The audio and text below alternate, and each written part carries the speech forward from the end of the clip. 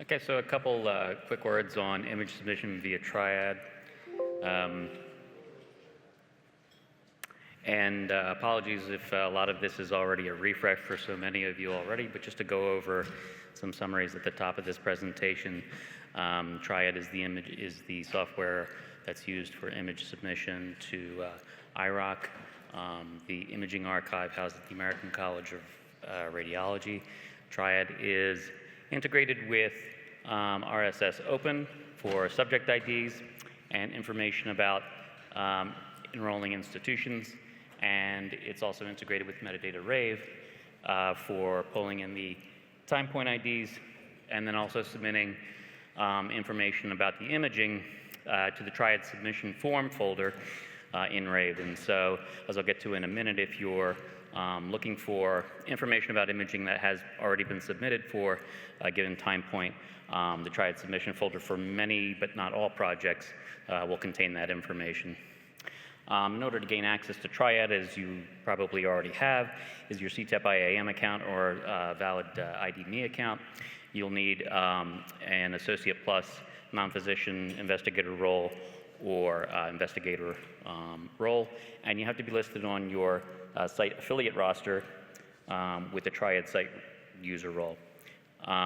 Whoever manages the roster for your institution, your CTSU will contact the CTSU administrator to make sure that you have the TRIAD site user role in order to access and submit via TRIAD.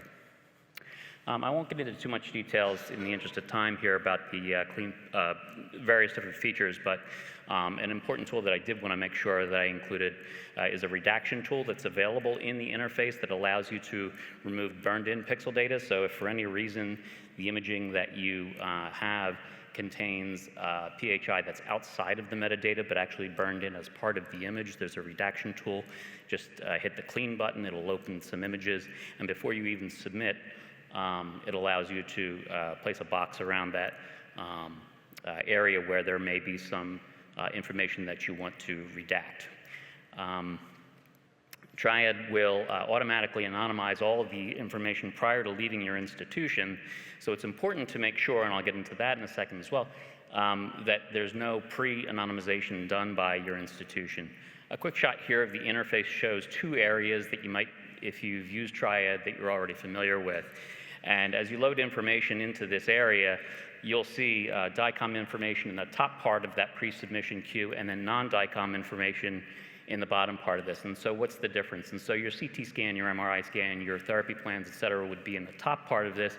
And then sometimes if you're pulling things out of folders or pulling some packs, there may be some other supplemental or ancillary files, PDFs, Word products, JPEGs, and the like, that with very few exceptions, we really don't need that information, and that could contain PHI, and that could be a security risk, obviously, so you want to make sure that that's not included in your submission.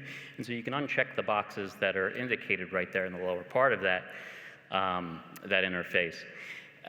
Because that all wraps into what I was going to mention in terms of what not to submit. And so a lot of our queries are based on over-anonymization. So if your institution is already doing things like redacting the date of study, or redacting the series description, or redacting too much information from the imaging that we receive, if we're doing a central analysis and we're doing longitudinal review and we can't compare imaging time point to time point because the study date is missing, well, then that renders that patient unavailable for central review.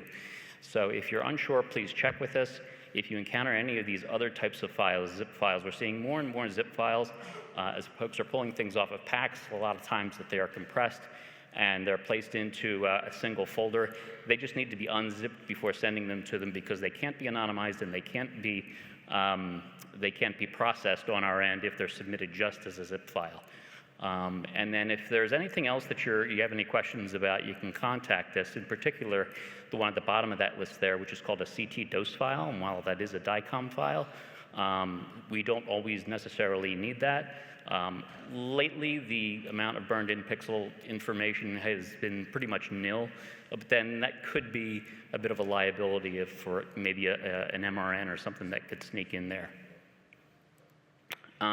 Again, if you're wondering if imaging that you have or for subjects that you need to submit imaging on, if you're wondering if the scan was sent. Right at the within the submission interface, you'll see a tab up there that says Submission History, and that will show a list of submissions that you yourself have made. If you have questions about other submissions made by your institution, that will require contacting us. But before you reach out to us, a lot of times you can check right within the TRIAD client there for a list of studies that you've made and you have submitted yourself in the past.